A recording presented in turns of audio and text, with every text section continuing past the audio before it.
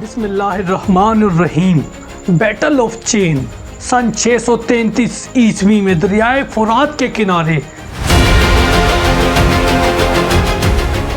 تاریخ کی سب سے دھماکے دار اور خون ریز جنگ لڑی گئی۔ مسلمانوں کے سامنے تھی پرشین امپائر کی ہزاروں کی فوج، جو بھاری ہتھیاروں اور زنجیروں میں جکڑی ہوئی ایک فوج تھی۔ ہر سپاہی کو لوہے کی زنجیروں میں باندھا گیا تاکہ میدان جنگ سے بھاگ نہ سکے، مگر دوسری طرف چند ہزار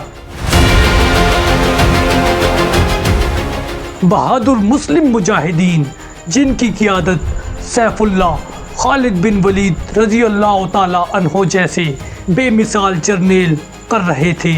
دشمن سمجھتا تھا کہ زنجیریں انہیں مضبوط بنا دیں گی، مگر یہی زنجیریں ان کے لیے تابوت بن گئیں۔ جیسے ہی اللہ اکبر کی صدائیں میدان جنگ میں گونجی تو فضا لرز اٹھی، جہاں گھوڑوں کی ٹاپیں زمین ہلا رہی تھی اور تلواروں کی بجلیاں کفر کی دیواروں پر قہر برسا رہی تھی۔ ایمان سے لبریز مجاہدین نے زنجیروں میں جکڑے پرشین آرمی کو رون ڈالا اور طاقتور فوج ریت کی دیوار کی طرح بکھر گئی۔ یہی وہ جنگ تھی جس نے دنیا کو دکھایا طاقت ہتھیاروں میں نہیں، ایمان اور عزم میں ہے۔ یہی وہ لمحہ تھا جس نے اسلام کے لیے فتوحات کا دروازہ کھول دیا اور جس سے فارس کی سلطنت لرز اٹھی۔ اگر آپ یہ سب جاننا چاہتے ہیں کہ کیسے مسلمان مجاہدین اور خالد بن ولید رضی اللہ تعالی عنہ کی حکمت عملی نے پرشین امپائر کے غرور کو خاک میں ملا دیا، تو یہ سب اس ویڈیو میں۔ سن 633 عیسوی یہ وہ وقت تھا جب عرب کی چھوٹی سی سرزمین سے اٹھنے والی ایک قوم نے دنیا کو بدلنے کا آغاز کیا۔ اسلام کی طاقت اب صرف مدینے تک محدود نہ رہی تھی، بلکہ پورے جزیرہ نمائے عرب میں اپنی گونج چھوڑ چکی تھی۔ نبی کریم صلی اللہ علیہ وسلم کے وصال کے بعد خلفائے راشدین نے اسلام کا جھنڈا بلند کرنے کا عہد کیا اور سیف اللہ خالد بن ولید کو اسلام کا سب سے عظیم جرنیل بنا کر بھیجا گیا۔ اس وقت دنیا میں دو سب سے بڑی طاقتیں رومن امپائر اور پرشین امپائر تھی۔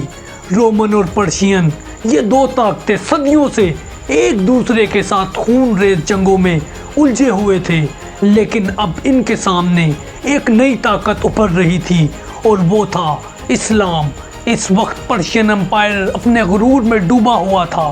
انہیں یقین تھا کہ ان کے پاس دنیا کی سب سے منظم اور طاقتور فوج ہے۔ ان کی فوجیں ذرائع بختر، بھاری ہتھیار اور جنگی ہاتھیوں سے لیس تھی، لیکن ان کے دلوں میں خوف اور غلامی کی زنجیریں بندھی ہوئی تھی۔ ادھر مسلمان تعداد میں کم تھے، مگر ان کے پاس ایمان، تقوی اور جہاد کا جذبہ تھا۔ انہوں نے دنیاوی طاقت پر نہیں بلکہ اللہ کی مدد پر ہمیشہ بھروسہ کیا۔ جب پرشین امپائر نے عرب کی سرزمین پر قبضہ کرنے کی سازش کی تو مسلمانوں نے فیصلہ کیا کہ اب دشمن کے دل میں جا کر اسلام کی طاقت دکھائی جائے گی۔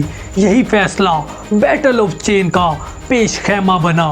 پرشین امپائر نے اپنی فوج کو ایک نئی حکمت عملی کے ساتھ میدان جنگ میں اتارا۔ انہوں نے اپنے سپاہیوں کو زنجیروں میں جکڑ دیا تاکہ کوئی میدان جنگ سے بھاگ نہ سکے۔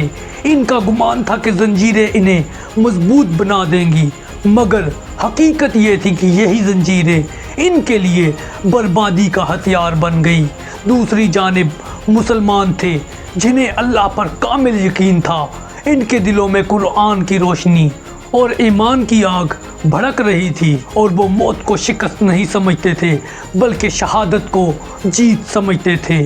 اور یہی وہ روحانی طاقت تھی جس نے انہیں ناقابل تسخیر بنا دیا۔ دوستو، یوں تاریخ نے بیٹل آف چین کو تاریخ کی سب سے حیرت انگیز فتح میں بدل دیا۔ دوستو، صبح کے وقت میدان جنگ میں دریائے فرات کے کنارے ایسا منظر تھا۔ فضا میں ایک غیر معمولی خاموشی چھائی ہوئی تھی۔ دونوں طرف کے لشکر ایک دوسرے کے سامنے صف در صف کھڑے تھے۔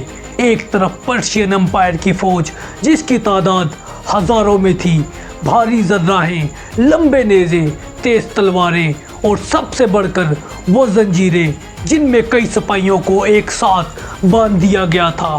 ان زنجیروں کا مقصد یہ تھا کہ کوئی سپاہی میدان جنگ چھوڑ کر بھاگ نہ سکے، لیکن حقیقت میں یہی زنجیریں ان کی تباہی کی علامت بننے والی تھی۔ دوستو، دوسری طرف مسلمان تھے، تعداد میں کم، لیکن ان کے دل ایمان سے لبریز تھے۔ ان کے پاس دنیاوی ہتھیار زیادہ نہ تھے، مگر ایک ایسا ہتھیار جس نے بڑے بڑے لشکروں کو ہلا دیا تھا، وہ تھا اللہ پر کامل یقین۔ ان کے لشکر کی قیادت کر رہے تھے سیف اللہ کی تلوار خالد بن ولید، جنہیں دنیا اس وقت کا سب سے بہترین جرنیل مانتی تھی۔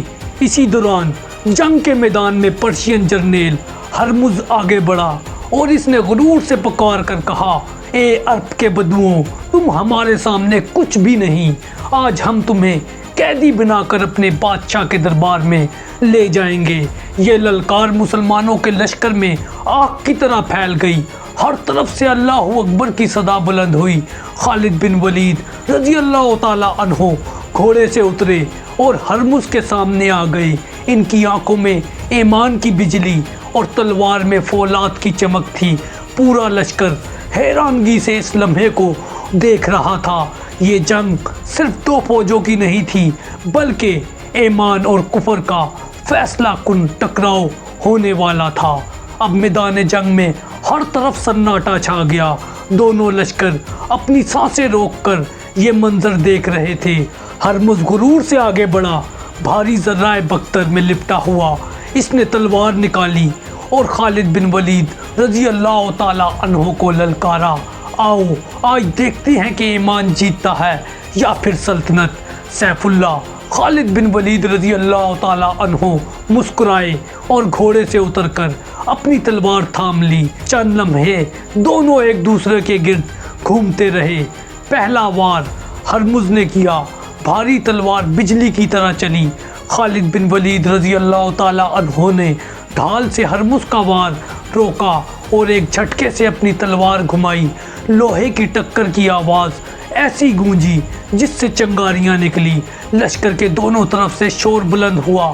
پھر اچانک خالد بن ولید رضی اللہ تعالی عنہ نے ایک تیز وار کیا۔ ہرمز پیچھے ہٹا، مگر ساتھ ہی خالد بن ولید رضی اللہ تعالی عنہ نے دوسرا وار ایسا کیا کہ اس سے ہرمز کی ذرہ چر گئی اور تیسری ضرب بجلی کی طرح گری اور ہرمز اس کے ساتھ ہی زمین پر گر گیا۔ یہ دیکھتے ہی پورے میدان میں اللہ اکبر کی صدائیں بلند ہوئی۔ فارس کا غرور، اس کا سالار چند لمحوں میں خاک پر گر چکا تھا۔ اس وقت یہ لمحہ جنگ کا دھماکے دار آغاز تھا جس نے پورے مارکے کا نقشہ بدل دیا تھا۔ ہرمز کے زمین پر گرنے کے ساتھ ہی پورے میدان جنگ میں طوفان برپا ہو گیا۔ فارس کی فوج اپنے سالار کی موت دیکھ کر چیخ اٹھی، مگر زنجیروں میں جکڑی ہوئی فوج زنجیروں کے باعث پیچھے نہ ہٹ سکی۔ خالد بن ولید رضی اللہ تعالی عنہ نے موقع غنیمت جانا اور ایک زبردست للکار بلند کی، اے اللہ کے مجاہدوں، یہ وقت ہے جب ایمان کو عمل میں بدلنا ہے۔ مسلمانوں نے یک زبان ہو کر تکبیر بلند کی۔ یہ صدا دشمن کے دلوں میں قیامت کی گھنٹی بن کر بجی۔ پہلا حملہ مسلمانوں کے گھڑ سواروں نے کیا۔ تیز رفتار گھوڑوں کی ٹاپیں زمین اس وقت ہلا رہی تھی۔ نیزے آندھی کی طرح دشمن پر برس رہے تھے۔ پرشین فوج اپنی صفیں سنبھالنے کی کوشش کر رہی تھی، مگر زنجیریں ان کے قدموں کو روک رہی تھی۔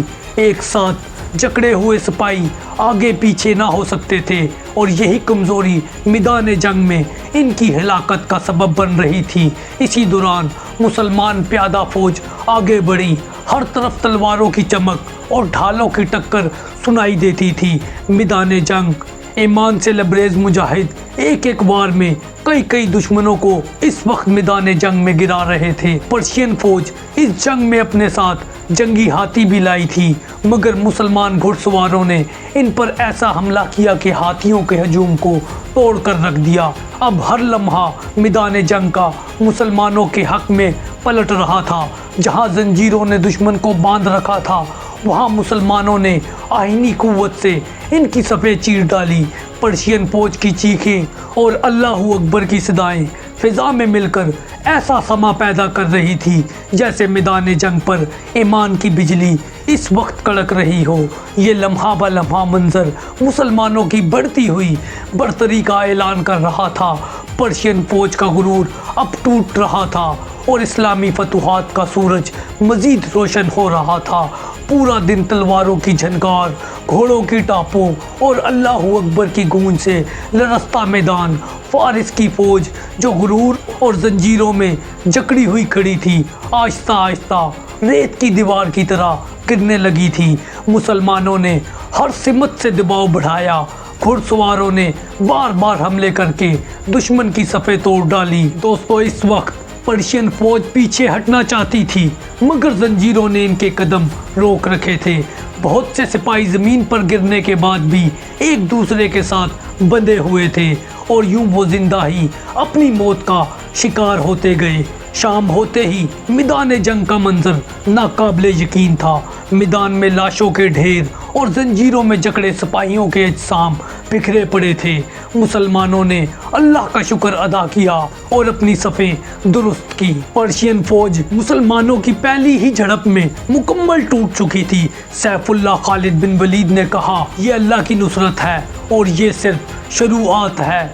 यूँ पहले ही दिन मुसलमानों ने दुनिया को बिता दिया। ईमान की ताकत के सामने कोई सल्तनत टिक नहीं सकती। दोस्तों, यूं पर्शियन एम्पायर का गुरूर टूटा और मुसलमानों के लिए फतुहात के दौर का आगाज़ हुआ। अगर आपको ये वीडियो पसंद आई तो इसको शेयर कीजिए, कमेंट में अपनी फीडबैक दीजिए और चैनल को ज़रूर सब्सक्राइब करें। जज़ाकुमुल्लाहु खैरा। अस्सलामु अलैकुम।